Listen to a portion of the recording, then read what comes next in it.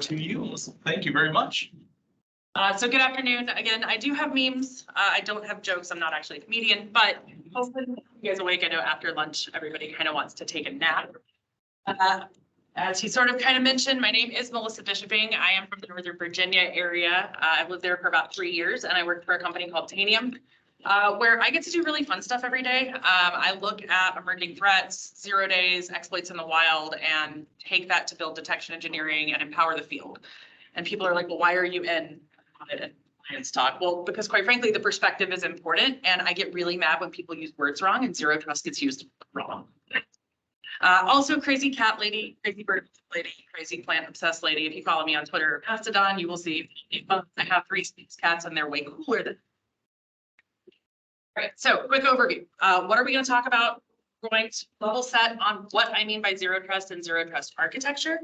The whole point of here is going beyond the buzzwords. I'm not here to talk to you about blinking boxes. I'm not here to talk to you about whatever you read, like some magazine, your boss is tapping you on the shoulder about. We're also going to talk about challenges to implementation. Why is this so hard? Everyone's talking about it, but what are we actually getting to? And then some sort of quick wins. Where do you go next? How are you actually going to do something with this information when you go back to work? So, security, I told you I had memes. Security is so frequently seen as like an individual layer of IT or an individual layer of protection. However, security itself has layers. Security should be at every layer of your business. And I recently did a presentation on a Security Weekly podcast talking about security being a verb, not an noun.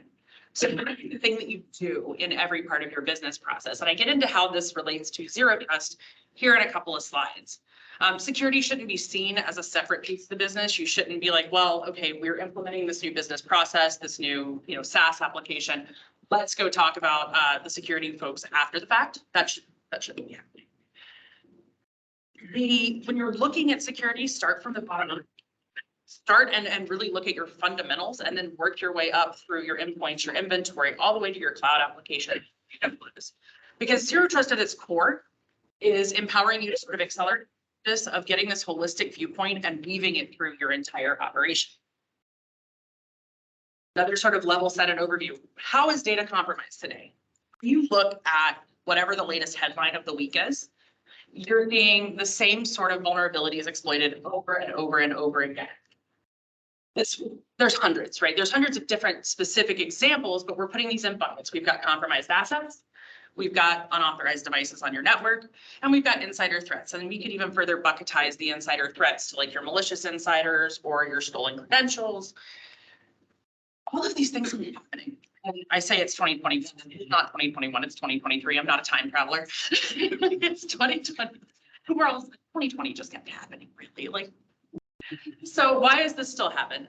It's the implied trust model that we used to operate under, the sort of hard network exterior, the trusted interior, is pervasive today. Because some of these large enterprises, it's really hard to move that ship and change the philosophy. We all thought the acceleration with, COVID, we're all working from home, we're doing this remote work, that was going to change the perspective, but that's not necessarily the case.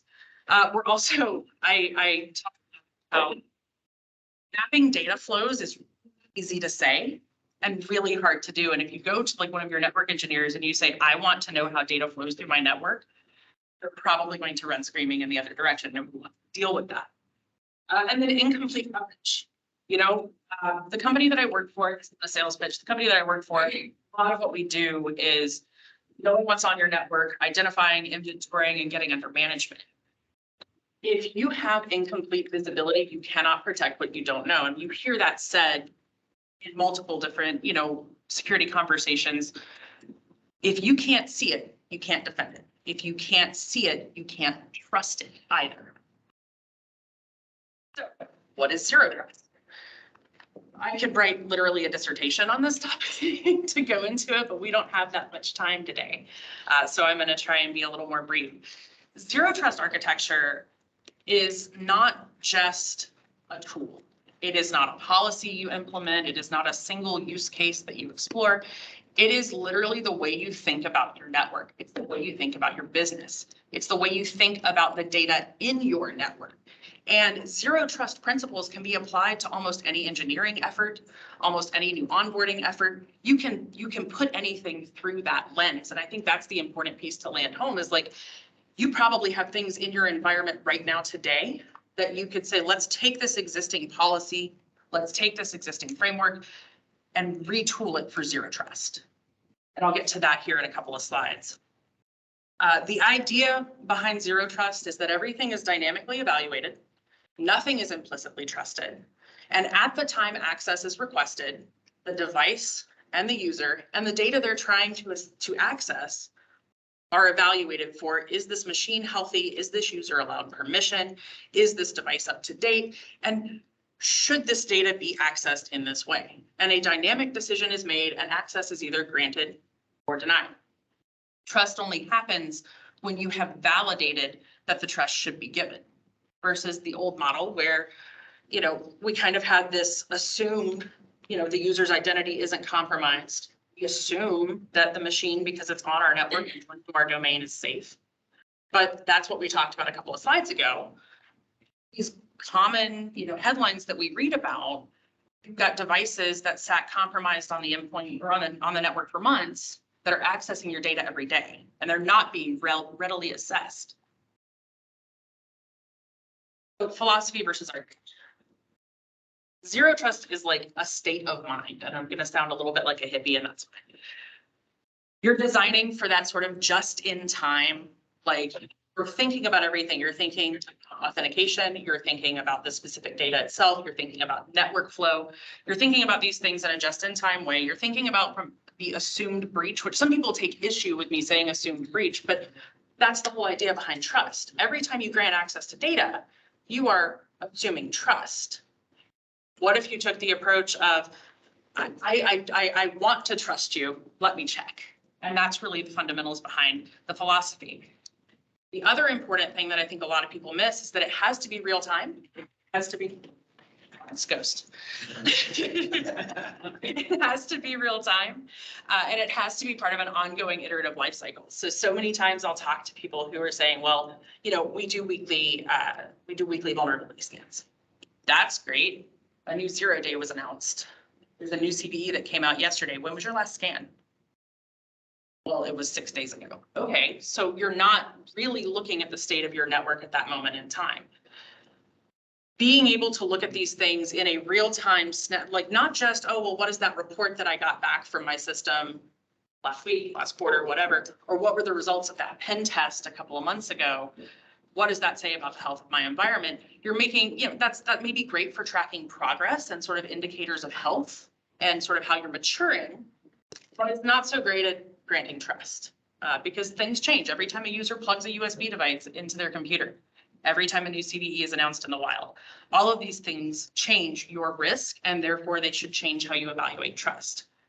When we talk about architecture, like I said, I'm not going to talk about blinky black boxes. I'm not going to talk about magic solutions, but there are some terms that come up when you're talking about this from an architecture decision.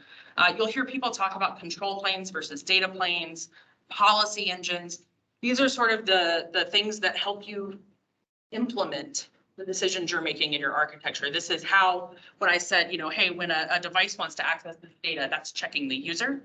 That's checking the device health, the device compliance, the device patch level, and running a calculation to say, yes, I trust you, and granting it. So you'll hear some of those terminologies, but I don't want that to be seen as like, oh, that's the tool. Right? That is a piece that you need to implement this successfully. There's so much you can do just with what you already have. And that's where we also talk about design choices as part of architecture. You can re-engineer your existing firewalls with zero trust in mind. Right? You can re-engineer the way you do group policy, the way that you're doing group membership in Active Directory with zero trust in mind, and that costs you $0 other than the headcount, which you don't want to understate. So I am a very visual learner. The old style of how we used to handle perimeter-based security was the, you know, sort of castle with a moat. The moat is going to keep some stuff out. And you're probably going to get some advance warning when someone's trying to breach you through the moat. Once they're in the castle, they might encounter a knight or, you know, a page or someone who's maybe going to like raise an alarm.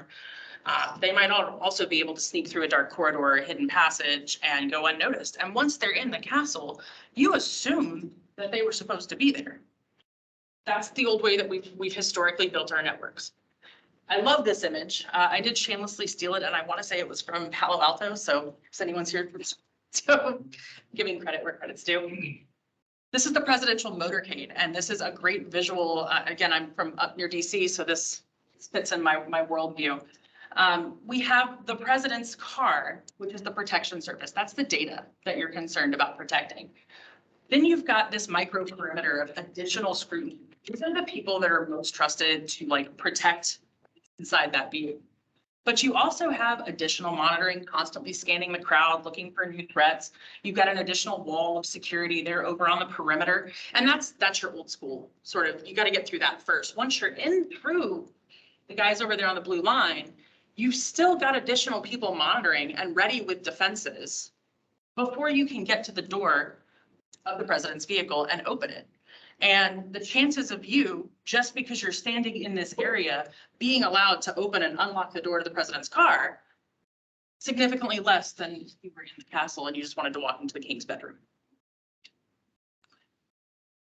So, last couple of slides on sort of zero trust fundamentals, then we're going to get into the action piece. 7 tenets of zero trust. This is not new. This is not my specific wording. This is kind of industry standard at this point. I'm not going to read you the slide. I'll make the slides available if anybody wants a copy. The point being is that there's no silver bullet, zero trust solution. These tenets are both part of what makes it complex, but also part of what makes it universally applicable. Pretty much any solution you've already purchased and already rolled out in your environment. This provides your sort of collection of concepts, your ideas that are designed to basically look at the uncertainty in trust, the uncertainty and health of your endpoint, and do that per access, just in time determination of trust. And I think this is sort of, if you go to sleep at night and read these on your mirror, like before you go to bed, and cement, this is what I'm thinking about, when I'm evaluating a new tool, when I'm evaluating a new initiative, when some other department has come to me and said, we want to buy this SaaS application, implement it now today. These are the things you need to be considering. How do I implement these tenets? This is your like North Star for making zero trust decisions. This slide, I know there's way too many words on the screen, but this is actually out of Defense's like zero trust.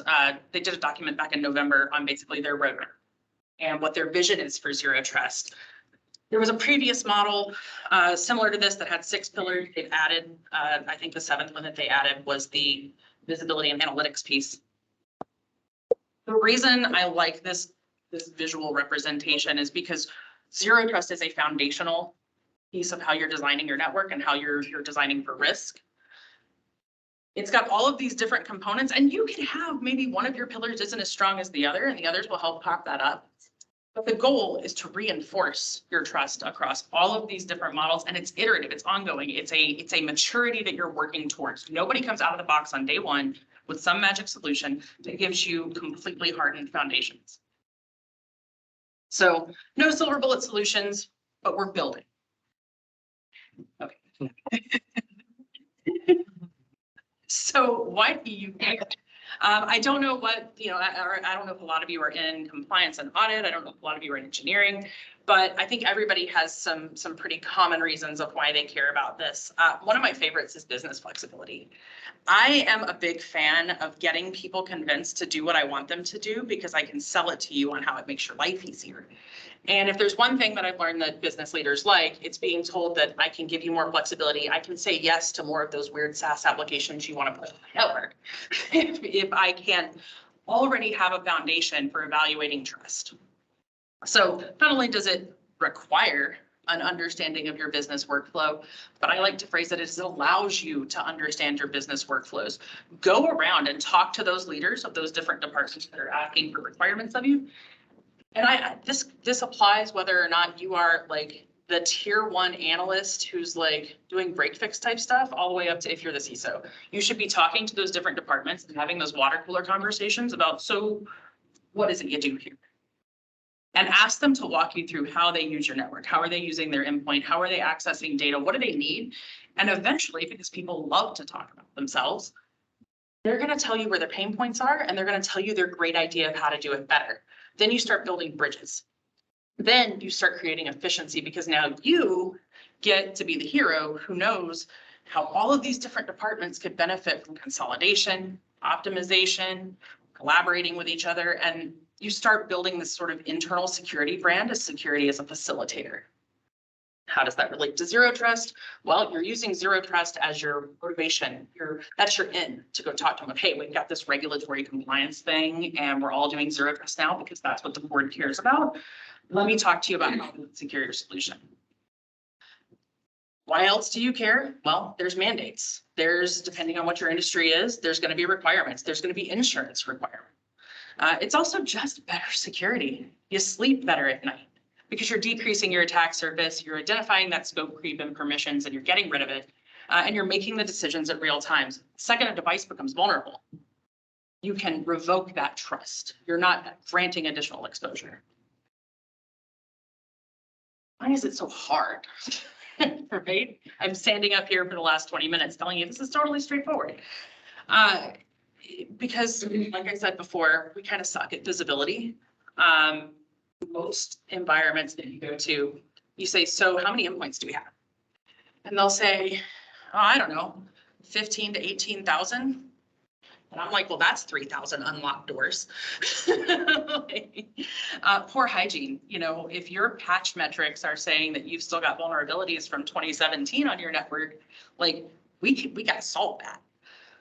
Legacy applications and tools. As you heard in the intro, I spent a little bit of time working in oil and gas. Has anybody in here ever worked in like that kind of industrial manufacturing or critical infrastructure?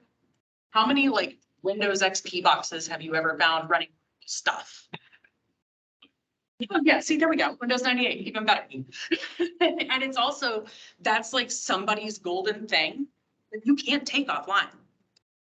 One of my favorite stories was a Windows 2000 box running a piece of database software that the developer was dead. There was no documentation and the company was out of business, but also it's SOX regulated, so we can't just turn it off. And oh, by the way, it would cost us $7 million to implement the new tech. So sign the risk acceptance, right? Like, we've accepted the risk that we know that shouldn't be there. We know we can't patch it. We know we can't even set it up in an HA failover. Like, we can't even virtualize the thing, but it's critical. So risk accepted. Now I'm going to go into a little bit of a tirade in a minute on risk acceptance, but not here. So again, complex regulatory oversight. If you're in this room, you probably have some experience with audit. The words can be really verbose and say a lot of nothing, and not actually get you anywhere. And then lack of business support. If the business doesn't understand why they should care, they're not going to care, and they're certainly not going to fund it. All right, let's get into these one by one. Visibility. If you have devices on your network that you can't see, you have devices on your network that can exploit. It's nobody who's in like pen testing kind of roles wants to go in and be like, oh, well, I got domain admin because I popped the Windows XP box that you didn't even know was online and pivoted out from there. That's not fun.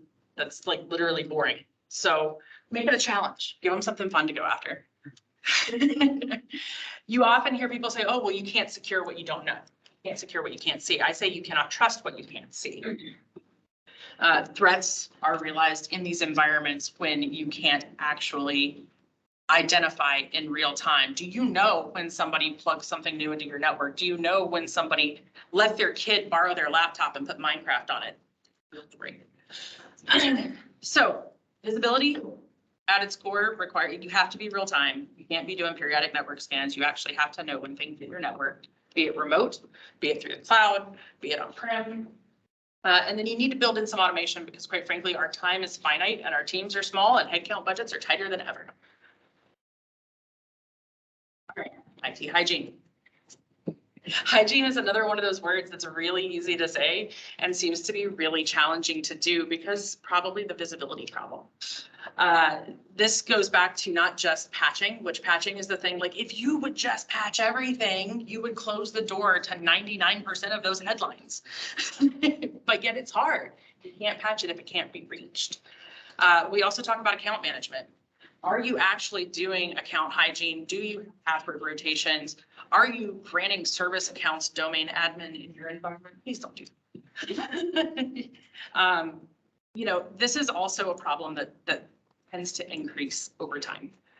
The more out of hygiene your network gets, the harder it is to correct, because now the downtime required to patch that domain controller just went from 30 minutes to 4 hours. And getting the business to accept that appetite is a totally different argument.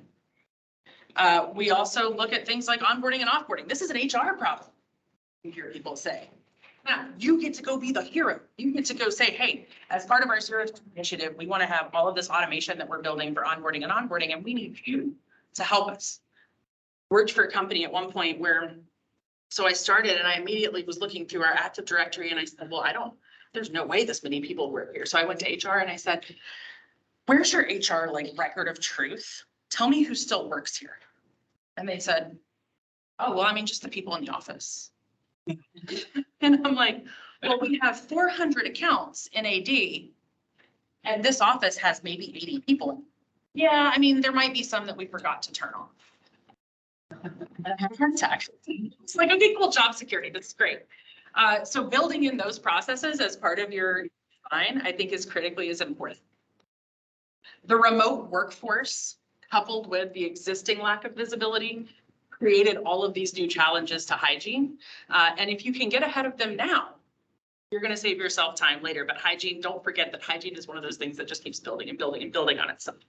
And before you can really embark on any of this, you cannot start a zero trust initiative without addressing hygiene and visibility first. Because everything else you do, you're going to be spinning your wheels. You're constantly going to be back there. All right, legacy problems. Goes back to what we were talking about a second ago. Zero trust is still sort of a modern thing. Several years old. I can't remember the actual year that they coined the term.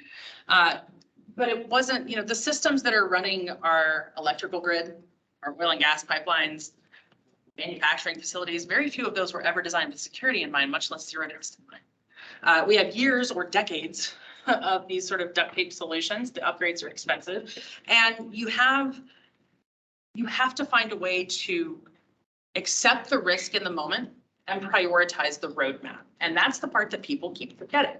If you go in and you have your executive sign risk acceptance is not a bank account you can go in the negative on. You know, if you accept a risk, you actually do have to find a way to reclaim that risk acceptance later on. Regulatory compliance. I used to run into issues when I would say, hey, we can improve security by doing this cool new thing. And they would say, SOX doesn't mean that.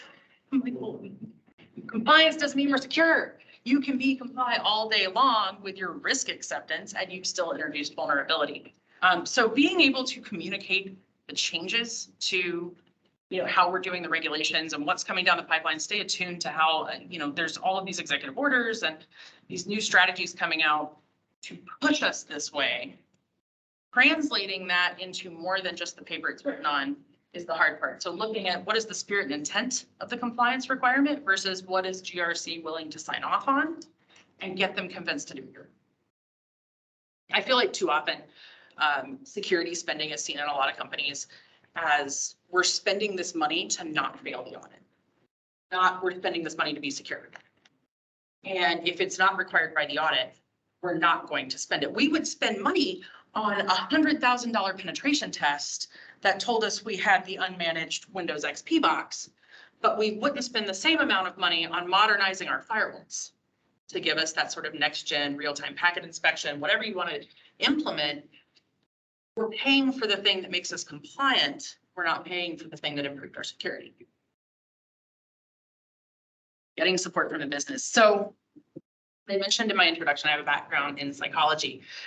Before I got into tech, I got my bachelor's in psych, and it was, as I used to tell my husband, the most expensive piece of wall art in the house. because I was like, I'm not using this thing. It's not making me any money. I don't want a PhD. It is now probably the thing that makes me the most money, because understanding people, understanding motivation, understanding fear and anxiety helps you understand how to reach people.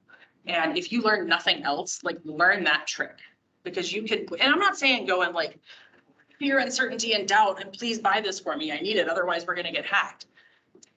It's really about understanding what keeps them awake at night. What does the board care about? We talked a minute ago about risk, and I love this sort of, we talked about his bank accounts, but I'm a nerd. As we said earlier, there's sort of this Venn diagram of nerd versus IT people circle. Risk is not a manifold that can accept infinite risk. It has to be recharged. You have to go to them and say, I understand that we cannot tolerate the expenditure to modernize this, or this zero trust thing is untenable because it's going to put additional burden. Your device is ready. So you have to make it about something that they care about, which is money. If you take this zero trust initiative, we can claw back this risk acceptance, and we are now saving that money that we can say, all right, let's go accept the risk on this other thing that's kind of been a bear on our side. To succeed, convince, it's help me help you, right? Like, tell me what you're worried about. Tell me what the board is the most concerned about. Tell me how we failed our last 3 audits. And let me align what these zero trust principles are to fixing those most critical priorities. That's how you start getting buy-in. Staying ahead of whatever's trending, whatever the coming regulations are, whatever they're talking about on the news that morning, where somebody could have been saved. Because how many of you have been through a breach scenario where, or seen one on the news, and then your boss comes in and goes, hey, so our competitor, I just saw they got ransomware. We're good, right? Like that wouldn't happen to us. And it's like, well, actually, if we would do this initiative right here, this is how we can put ourselves in a better position to be resilient. And I no lie, I keep a spreadsheet of like 5 or 6 prioritized projects that matter to me that I haven't been able to get funding for. Because eventually somebody's going to come to me and say, what could we have done to prevent this? Or what can we do to not be them? And you want to be ready. You want to have metrics. You want to have ideas. It's not, the first time it happened to me, a director came to me and he said, what tool do I need to buy? Whatever the budget is, what do I need to buy? And I was like, I don't know, SEM? Like, I had not done my research. And I said, I'm never going to be in that position. Like, I had a golden opportunity to get funding for any project I wanted to push forward, to include something like a zero trust initiative. I blew it. Never again. Always have your list of initiatives. What can you do? There's a lot that goes into an overarching sort of zero trust roadmap. I'm talking here about fundamentals. I'm talking about getting started, and I'm talking about what you take back today. Identify the protect surface, map the data flows. I know the network engineers hate to hear it. Build the architecture, define the policy, and then you enter sort of your monitor and maintain. This is like 50,000 foot view. This is very high level, and we could break each of these into a presentation of their own, not the purpose of why we're here today. So think about it in the framework of these 5 steps to at least assess where you are and where you're going. If any of you have ever seen me give a presentation before, you know I love this slide. This, if you have not seen it, is from Matt Swan from Microsoft. He built something called the incident response hierarchy of needs. Again, I'm a psych nerd. Maslow was this psychologist who created the human hierarchy of needs, talking about what it makes for us to reach self-actualization. And that included things like you have to have shelter, you have to have food and water, but then you also need friendships, you need love and relationships, you need fulfilling work. And that's how you reach like this level of becoming an awesome self-actualized human. The incident response hierarchy of needs, without a doubt, every time I walk into a new client, they want to talk about what's up here, because this is fun, right? I want to talk about ninjas coming through skylines. I want to threat hunt. I want to do pen tests. I want to do like all this. Okay, that's cool. How many devices do you have on your network? Like, they're still down here and they want to move up here. And you fundamentally cannot, because your threat hunt team that you just spent millions of dollars staffing, training, and equipping is ineffective. They're hunting in 60% of your environment. So you're missing, like, definitely want to aim for it. gotta fix this stuff first. And so when we talk about identifying, we want to talk about identifying what's on your network, and that includes the stuff you own and the stuff you don't. Identifying the applications that you use, identifying the licenses that are in play, and identifying the users that you have. Then we want to talk about identifying privilege, scoping how these devices can talk to each other, what the networks actually have access to, and what the users actually have permissions to. And then from there, you can build the rest of your strategy. You start shorting up your gaps. If you take nothing else away from this talk today, this slide, this is the one you care about. Mapping your data. So again, every network engineer that I ever talk to, when I say this words, they're just like, no, I'm not gonna, no. You need to know where your data flows. Do you know how many departments have access to that file server versus how many actually need it? And you know why? You need to know what they're doing with it.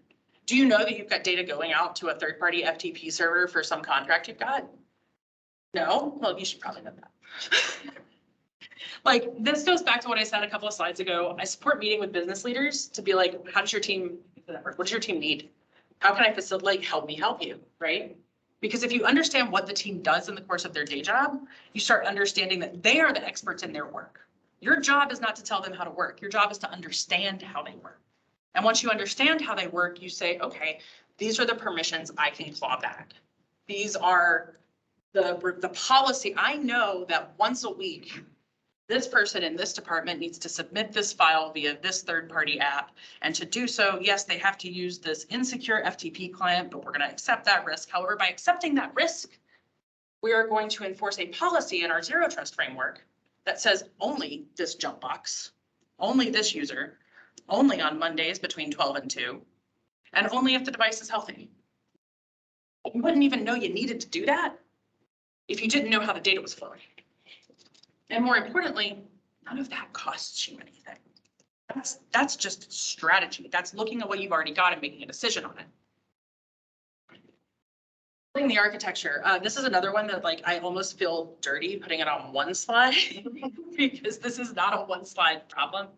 But going sort of what I was just saying on the previous, leverage that map data and that inventory to start making strategic decisions. And I don't care if you make one decision a week that you can make a small change to reduce scope creep, to reduce permission, to tighten down those controls. Even if the one thing you're doing is writing the policy that you're going to enforce later.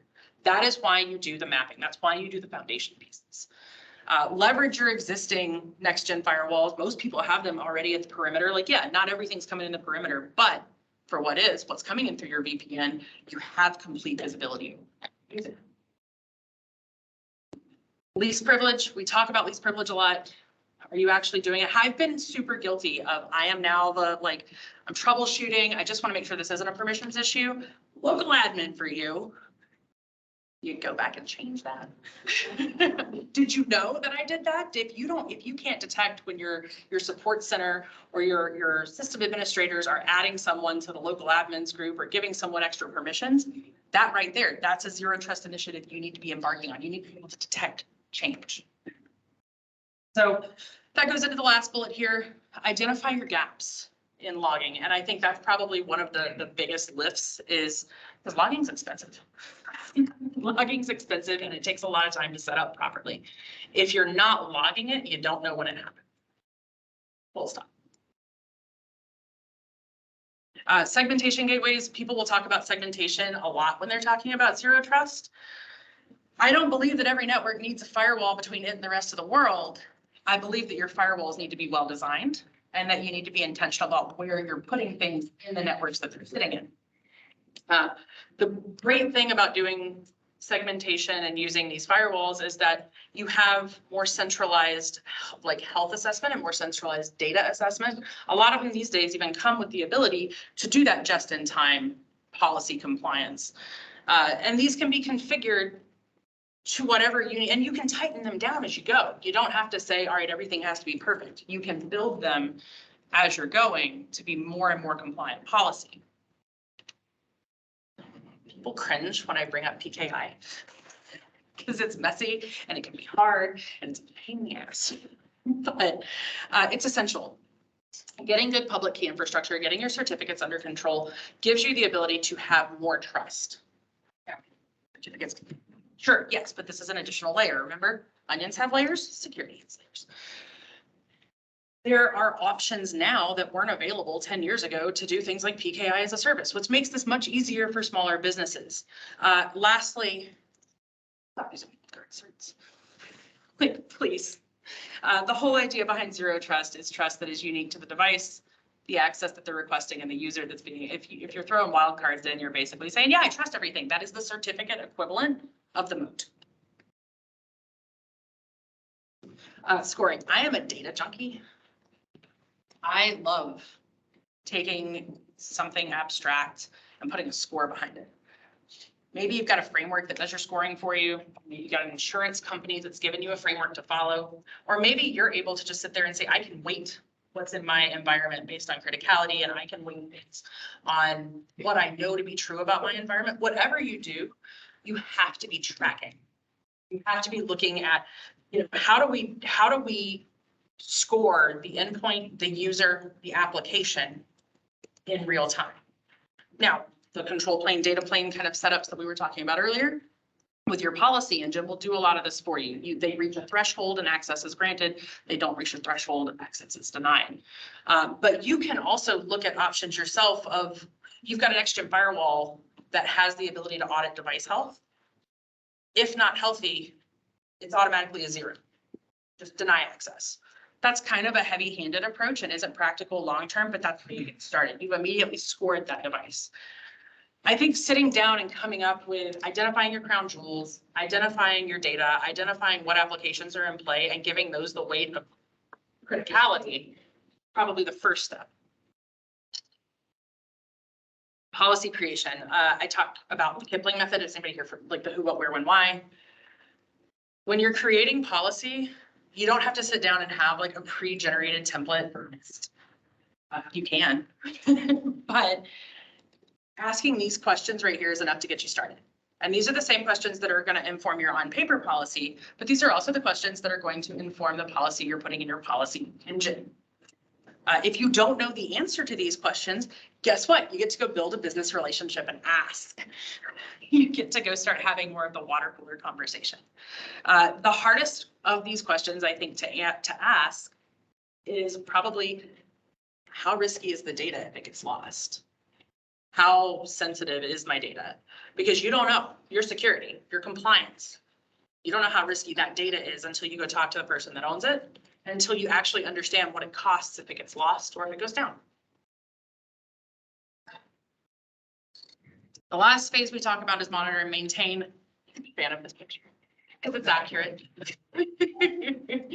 I talked a couple of slides back about how you could log all the things. I don't mean log literally all the things, because the analysts in your operations center are just going to be like, data.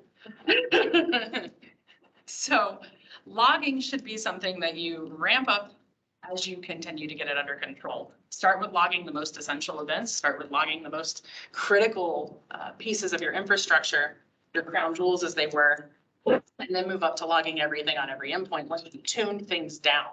If you're getting hundreds of alerts a day, your them isn't tuned. You can tell yourself that if it helps you sleep better. If you're actually, you create this culture where people just start ignoring everything. And that's not good. I tend to say, if you're not reviewing the rules in your SIM and in your logs once a month, once a quarter, depending on the size of your business, you're missing opportunities to improve efficiency. And it's not fun.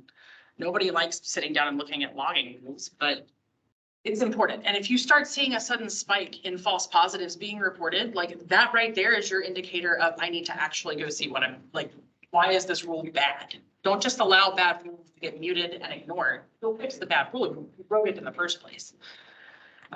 Why are we looking at recording KPIs on this stuff? Well, quite frankly, you're saving headcount, you're saving time, you're reducing the number of incidents raised, and you're reducing the alert fatigue. And that right there immediately makes you more secure. Last slide. I always like to leave with like a couple of quick ones. Like, what can you immediately go back tomorrow and talk about? Look at your authentication. Are you doing, multi-factor? Are you having that multi-factor enforced whether they're accessing something on-prem or in the cloud? Is everything you've got, connected to a single sign-on solution? From the authentication piece, also looking at stale accounts, permissions. Where do you have existing network segmentation, and what devices do you have that are file servers sitting on workstation networks? Someone out here has one. What automation do you have? And what automation, like sit down with your tier 1 people, your tier 2 people and say, like, what tasks do you do 15 times a day? That's a task for automation. And why do I say automation? Because automation reduces human error, and reducing human error increases your security. Look at the existing products that you have that facilitate things like machine learning for raising alerts, looking at the automation piece that might already be in your existing platforms and products. And then looking at the opportunity, like most of you, I would assume probably have like Microsoft Office. There's already some DLP capabilities there. If you're not looking at classic data, that's part of mapping your data flows. That's something you can immediately do. And how are you actually auditing and classifying data? The big question is, every time you look at a tool that you see in your network deployed on your endpoint, have we looked at this through a zero trust? Have we asked ourselves those the Kipling method questions of who, what, where, when, why about how this tool or this workflow does its job? If we haven't, let's sit down and have those conversations. When we look at the inventory, because we did our inventory, when we look at the inventory of the applications, do we actually know the purpose of each one, why it's needed, where it's going, so that we can make better decisions on the design? All of those things are free to do with the exception of your time. And then when you have a vendor come in and say, I have a zero trust blinky box, you can say, how does it already fit within this framework that we're doing? What does your tool do to augment this work? What does your tool offer me to better control and automate this process that I'm implementing sort of grassroots style? I think you're going to find that you have better conversations and you have fewer executives tapping you on the shoulder going, hey, so I saw this commercial for this thing and they said zero trust and we shouldn't do that. So that is actually, I know I'm a little bit early, but that is all I have from a slide perspective. I will come out for a little while. Hopefully this was interesting and informative. Hopefully memes kept people awake. Thank you again for allowing me to come talk.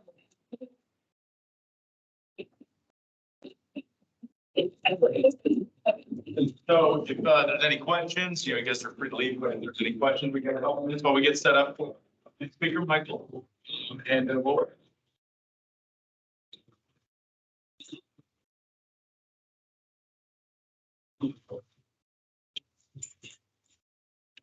Yeah, be happy to.